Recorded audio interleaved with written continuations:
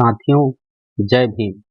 आज हम चमार जाति के इतिहास के बारे में अध्ययन करेंगे कि चमार जाति की उत्पत्ति कब से है और इसे कैसे चमार बनाया गया।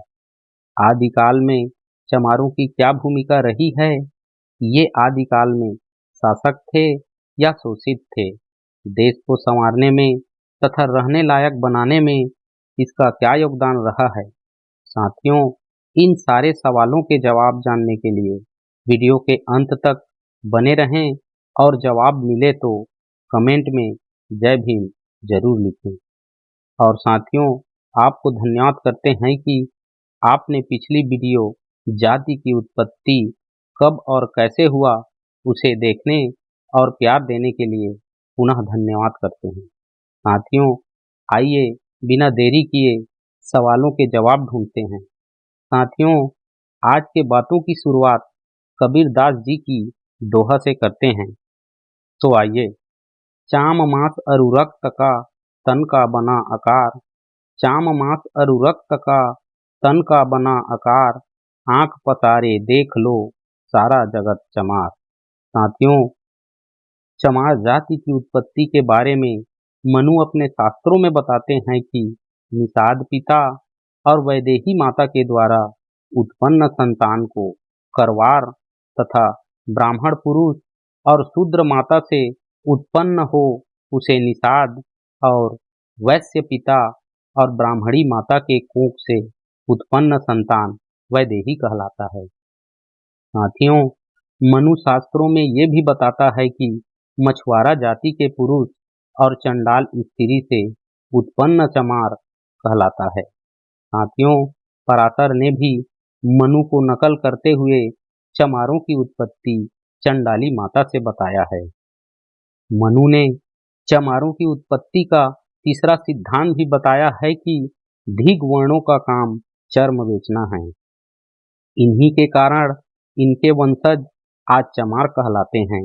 मित्रों, सही दृष्टि से अध्ययन करें तो हमें पता चलता है कि मनु खुद अपने कथन का समर्थक नहीं है और अपनी मनुस्मृति ग्रंथ में अलग अलग उदाहरण से समझाया है। जाति भास्कर पुस्तक से पता चलता है कि इसमें जातियों को उनके नाम से नहीं वरन उसके काम से सारणीबद्ध किया गया है। साथियों, मनुस्मृति के इस श्लोकों में चर्मकार तथा कारवार बताया गया है। बाकी 17 करोड़ आबादी जो आज चमार संज्ञा से नवाजी गई है, वह युद्धों में हारे हुए चंवर या चमर जाति का टोटमवादी ही है या मूल निवासी ही है। ये वही बहादुर जन हैं जिनके बारे में महाभारत और मनुस्मृति कहती है कि ये अमुक वंश ब्राह्मणों से प्रतिस्पर्धा करने तथा ब्राह्मणों का दर्शन न करने के कारण आज नीचा या नीचता का संज्ञान दिया जाता है। साथियों, किंवदंतियों में बताया गया है कि एक राजा के 2 बेटियां चामू और बामू थी और दोनों के 2 पुत्र थे, जिसमें एक का नाम बलिष्ठ था। इन्हीं के वंश से चमार जाति बना है। आर्य यह भी बताते हैं कि आदिकाल में 4 भाई थे। पहला कुमार, दूसरा सनक, तीसरा सदन और चौथा सनत, जिन्होंने साथियों वैदिक यज्ञ करवाया था जिसमें पशु की बलि दी गई थी। मित्रों, उस समय बड़े भाई कुमार की पत्नी गर्भवती थी। जिसने बलि दी गई पशु का मांस खाना चाहा तो कुमार ने लाकर उन्हें खिला दिया, जिसके कारण उनके भाइयों ने उसे समाज से बहिष्कृत कर दिया। उन्हीं के वंश को चमार कहा गया। साथियों, कुछ इतिहासकारों का मत है कि चमार जाति चरवाक धर्म से बताई जाती है, जो धर्म आत्मा परमात्मा, स्वर्ग नरक, लोक परलोक, देवी देवता कुछ भी नहीं मानता था। चरवाक देश मद्र देश या भद्र देश कहलाता था। इस देश में आज के कश्मीर, हिमाचल प्रदेश, राजस्थान, हरियाणा, उत्तर प्रदेश, मध्य प्रदेश इत्यादि प्रांत आते थे। इनके राजा चुमुरी था। इन्हीं के कारण चमार जाति बना। साथियों, करण सिंह दीवान जी बताते हैं कि आदि मानव के बीच एक महान ऋषि चंवर पैदा हुआ। वहीं चंवर ऋषि मानव सभ्यता में भगवान की तरह पूजे जाने लगे। उन्होंने मानव कल्याण के लिए तन ढकना, ओढ़ना, बिछाना और समाज को दिशा देने का काम किया। जिन्होंने ही मानव को पशुओं का चमड़ा उतारकर उसे पहनना, ओढ़ना, बिछाना तथा विभिन्न उपयोग की वस्तुएं बनाना सिखाया। बाद में इन्हीं चंवर ऋषि के अनुयायियों को चमार कहा जाने लगा। साथियों, चमार जाति का अंतिम शासक सुदास को माना जाता है।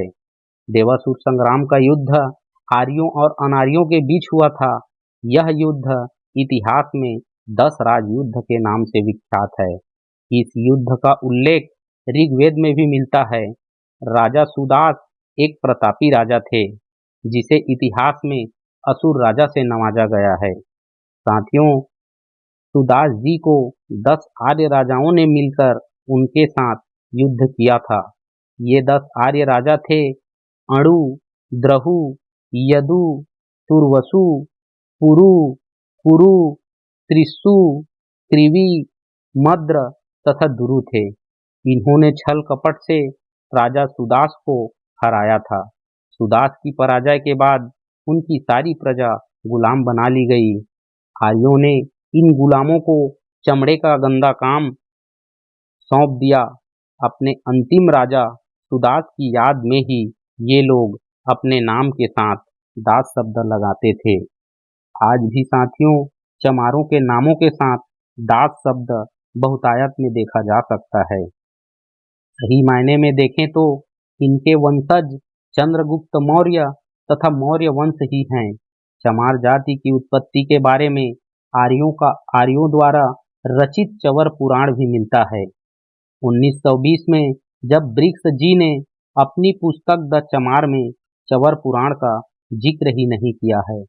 क्यों जिक्र नहीं किया? इससे ऐसा प्रतीत होता है कि चंवर पुराण सन 1920 से बाद की रचना मानी जाती है। साथियों, चम्रावती नगरी के राजा भद्रसेन के 972वीं पीढ़ी में सूर्यसेन नामक राजा का जन्म हुआ था, जिसकी रानी सुमता की कोख से चामुंड राय जी का जन्म हुआ था, जिसका प्रधानमंत्री इंद्रदेव था। चामुंड राय जी बहुत ही ज्ञानी और तपस्वी थे, जिन्होंने अपनी पूरी राजकाज महामंत्री इंद्रदेव के पुत्र भद्रदेव को सौंपकर सन्यासी हो गए थे। उन्हीं के वंशज को चमार जाति माना जाता है।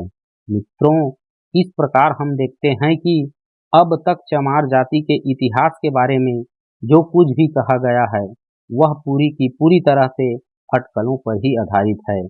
जहाँ तक सवाल है कि चमार जाति की उत्पत्ति के संबंध में कही जाने वाली बातें अटकलों पर ही आधारित है। गौर करने की बात यह है कि ये सभी विचार चमार जाति को इस देश का मूल निवासी ठहराते हैं। साथियों, सिंधु घाटी की सभ्यता का वारिस ठहराते हैं। लेकिन साथियों, समस्या यह है कि सिंधु सभ्यता के प्रतापी योद्धाओं में ये सिर्फ चुमुरी, सुदास या बाद में चंद्रगुप्त मौर्य के नाम पर ही इनके वंशज चमार कैसे हो गए? प्रतापी राजा तो बलि भी थे, वृत्तासुर भी थे और संबर भी थे।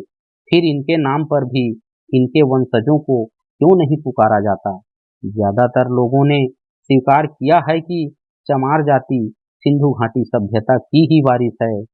इस सच्चाई को उपरोक्त सिद्धांत भी बल देता है।